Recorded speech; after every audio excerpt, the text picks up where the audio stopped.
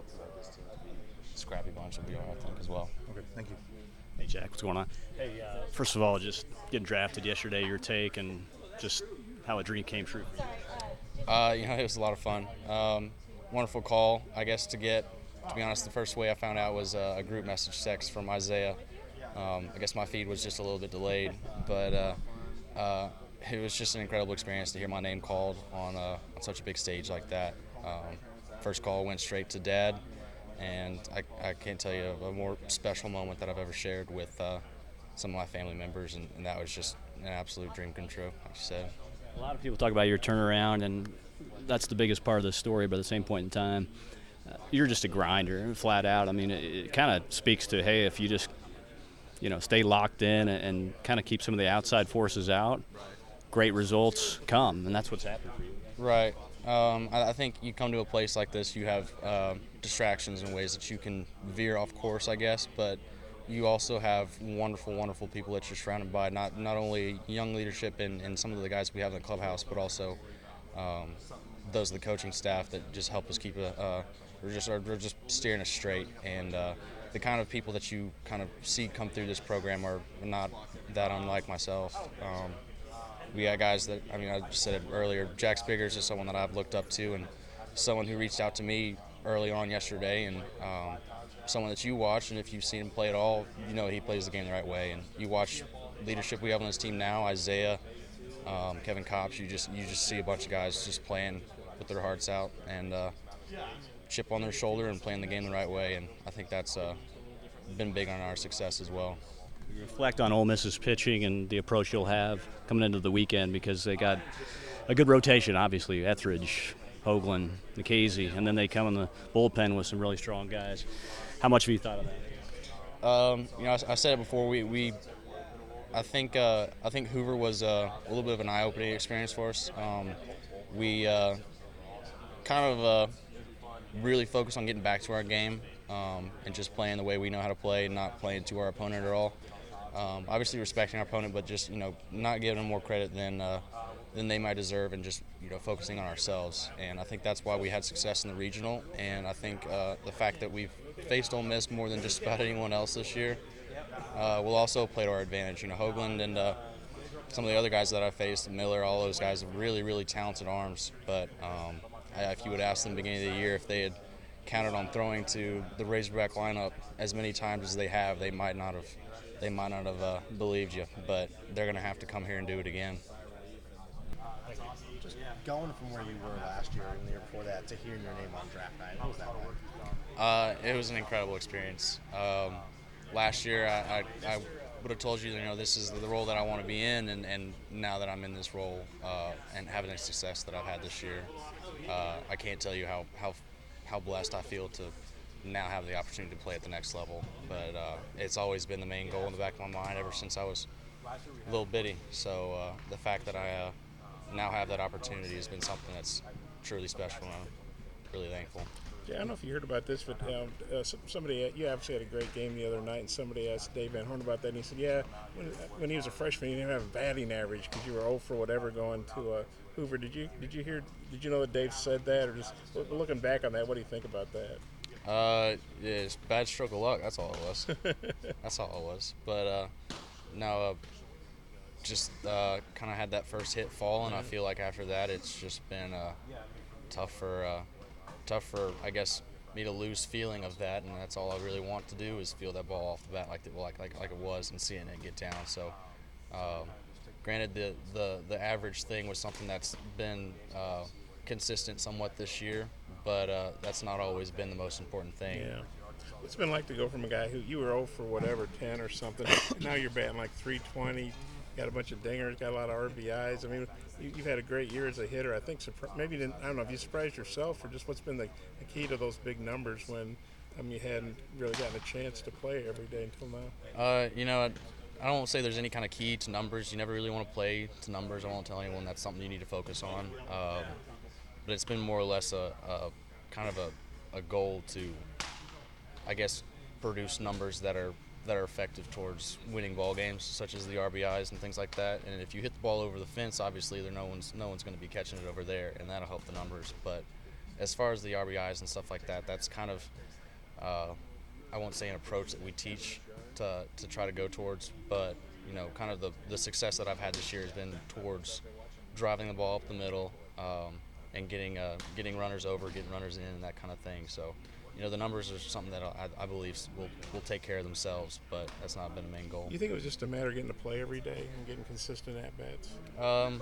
Yes, I feel like it's a momentum thing that if you don't have, if it's kind of spotty like that, then it'd be really tough. And I can tell you that I had a tough time with it, and that Curtis and Trey and some of those guys who get like appearances here and there, that's probably one of the most difficult things to do in baseball. I know they say hitting a baseball is one of the hardest things, but coming off of the bench cold like you are and being asked to do that same thing is incredibly difficult. Or getting sporadic starts. Right.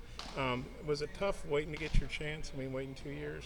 Yeah, it was, but I can't tell you that I enjoyed being around some of those guys more than I actually did. I mean, I loved being around biggers and some of those guys and learning to grow around people like that. So waiting like that was something that's, I wish I could have played, obviously, but the fact that I was getting to be around guys that were making me better every day was a blessing. What about you and Kelsey getting drafted in the same round? You guys were roommates freshman year. Right. So I guess one of the first messages that I got was from Steve Taylor with Detroit, and he was just congratulating me. And the next message was from Craig Robinson, Costi and I's advisor. But he's basically just said,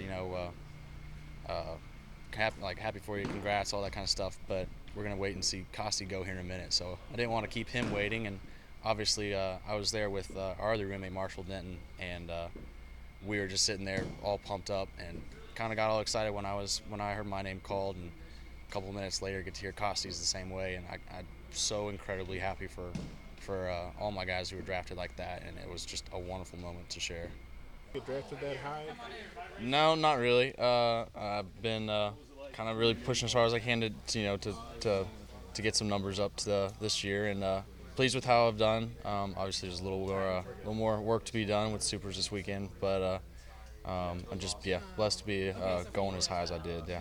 What was your reaction when you heard you were drafted by the Tigers? I actually found out from our group message first. I guess the feed that I was watching was a little delayed, so the first thing I saw was a congrats from Isaiah, which was awesome.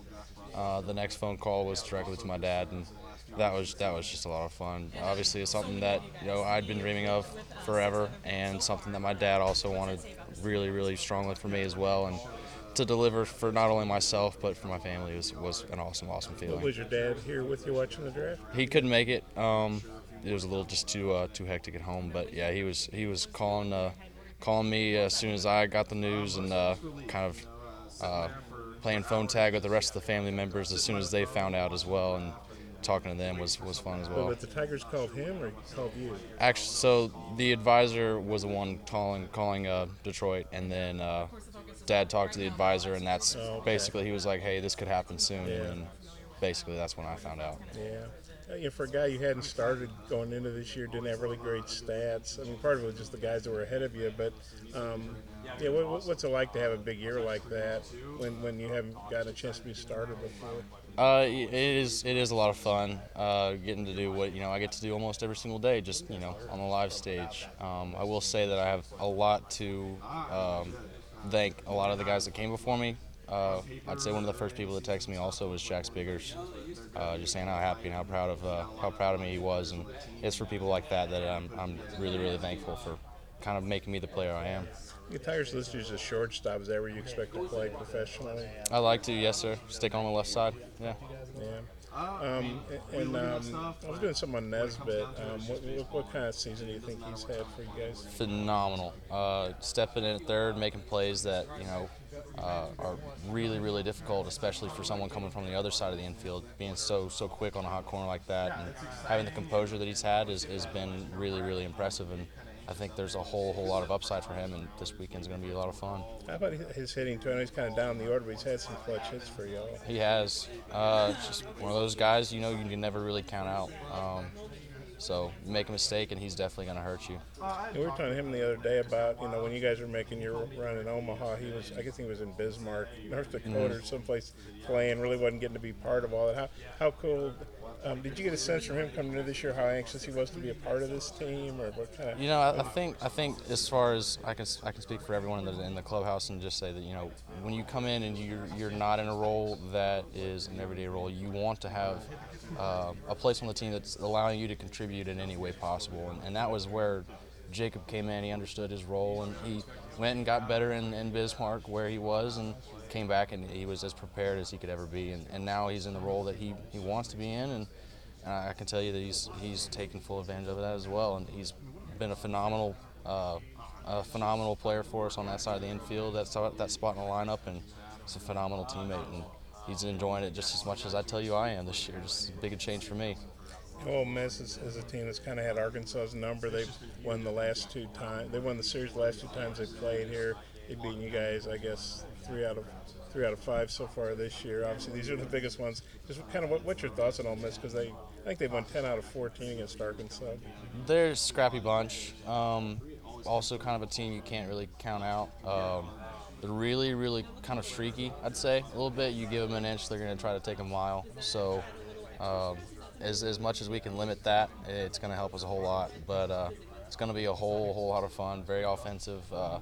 You look at that side of the competition as well. You got Thomas Dillard, Greg Kessinger, a lot of those Cooper, a lot of those guys going really high in the draft as well. So a lot of star talent out there, and it's going to be a lot of fun to watch. Yeah, like I say, are you worried at all if they've kind of had Arkansas's number?